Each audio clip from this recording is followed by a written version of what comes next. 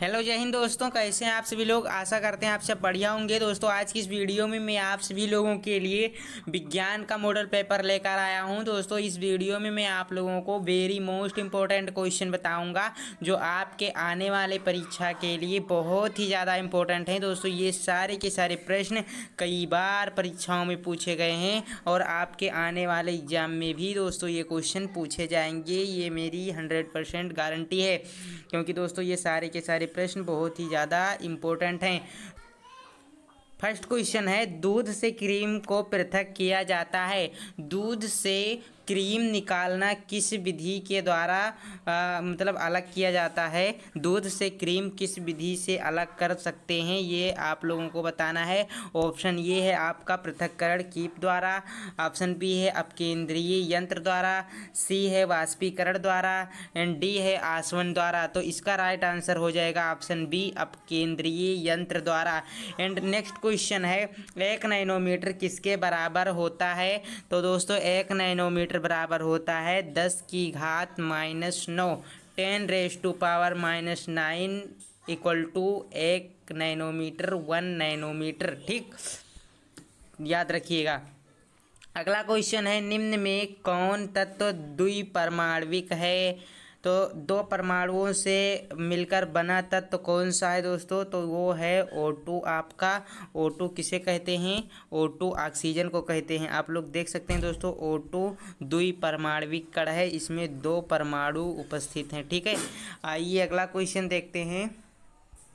Next question number 4, कोशिका का बिजली घर किसे कहा जाता है। Option E mitochondria, B ribosome, C lysosome, D lysosome. तो यहाँ पे एक ऑप्शन चेंज कर देते हैं।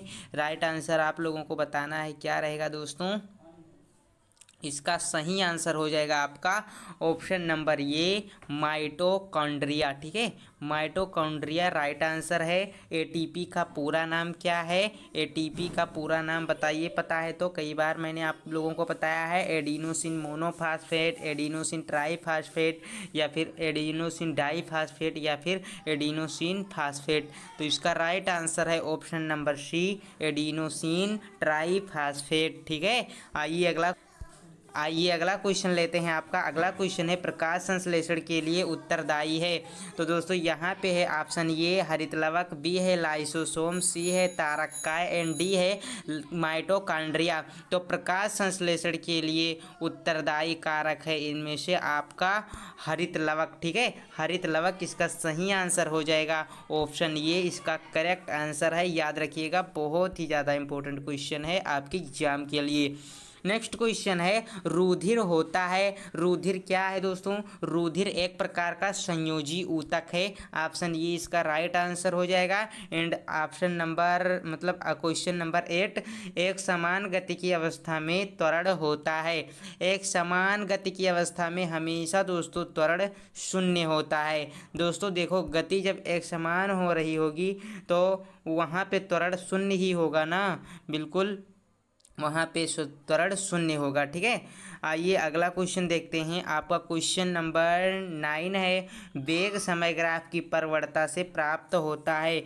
वेग समय ग्राफ की ढाल दोस्तों हमेशा और हमेशा क्या देती है, त्वरण देती है। क्या देती है, वेग समय ग्राफ की प्रवणता क्या देती है, जी हाँ याद रखिएगा, त्वरण देती है। आइए अगला क्वेश्चन देखते हैं। आपका अगला क्वेश्चन है क्वेश्चन नंबर 10, कंडरा आपस में जोड़ता है। कंडरा दोस्तों आपस में किसको जोड़ता है। तो याद रखिएगा, मांसपेशियों और अस्थियों को, मांसपेशियों को अस्थियों से जोड़ता है। कौन, मांसपेशियों को अस्थियों से जोड़ने का कार्य होता है कंडरा का। ऑप्शन बी इसका राइट आंसर है। आइए अगला क्वेश्चन देखते हैं दोस्तों। ये क्वेश्चन बहुत ही ज़्यादा इंपॉर्टेंट क्वेश्चन है, 2 से 4 अंक वाले कुछ महत्वपूर्ण हैं प्रश्न। तो देखिए क्वेश्चन नंबर 11, संयोजकता क्या है, संयोजकता के इलेक्ट्रॉनिक सिद्धांत की संक्षेप में व्याख्या कीजिए। एंड अथवा में दोस्तों इस तरह से आपको क्वेश्चन पूछ लिया जाएगा, मतलब आपसे क्वेश्चन पूछ लिया जा सकता है। संयोजकता की परिभाषा उदाहरण सहित स्पष्ट कीजिए। संयोजकता की परिभाषा उदाहरण सहित आपको बतानी है। देखो, तत्वों के परस्पर बंधने की क्षमता को संयोजकता कहते हैं। किसी तत्व की संयोजकता हाइड्रोजन परमाणु की वह संख्या होती है जो उस तत्व के एक परमाणु से संयोग करती है। ठीक है, किसी परमाणु के बाह्यतम कोश में जितने इलेक्ट्रॉन होते हैं दोस्तों, वही क्या होती है, वही उसकी संयोजकता होती है। ठीक है, तत्व के परस्पर बंधने की क्षमता को संयोजकता कहते हैं। किसी तत्व की संयोजकता हाइड्रोजन परमाणुओं की वह संख्या होती है जो उस तत्व के एक परमाणु से संयोग करती है। ठीक है, आइए नेक्स्ट क्वेश्चन देखते हैं। यहाँ पे नेक्स्ट क्वेश्चन देखने से पहले यहाँ पे और कुछ देख लीजिए।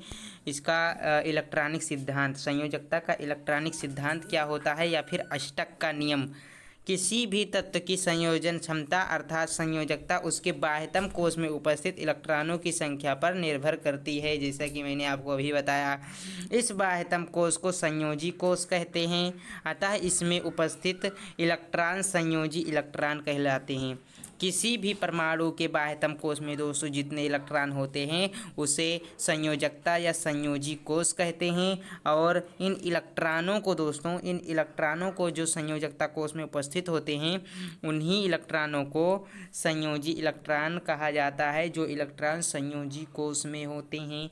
एंड दूसरा पॉइंट है आपका, उत्कृष्ट गैसें लगभग निष्क्रिय होती हैं क्योंकि इनके बाह्यतम कोश में 8 इलेक्ट्रॉन हीलियम को छोड़कर, जिसके बाह्यतम कोश में 2 इलेक्ट्रॉन होते हैं, जो कि एक अस्थायी व्यवस्था है। समझिए, समझ गए ना। मतलब कि दोस्तों जो उत्कृष्ट गैसें होती हैं इनके बाह्यतम कोश में 8 इलेक्ट्रॉन होते हैं। ठीक है, 8 इलेक्ट्रॉन, इनके बाह्यतम कोश में 8 इलेक्ट्रॉन होते हैं। सिर्फ हीलियम को छोड़ दीजिए, हीलियम इसका अपवाद है, इसके बाह्यतम कोश में सिर्फ 2 ही इलेक्ट्रॉन होते हैं। ठीक, आइए नेक्स्ट क्वेश्चन लेते हैं। आपका नेक्स्ट क्वेश्चन है, न्यूटन का गति विषयक द्वितीय नियम लिखिए तथा इसके आधार पर बल तथा संवेग में संबंध स्थापित कीजिए।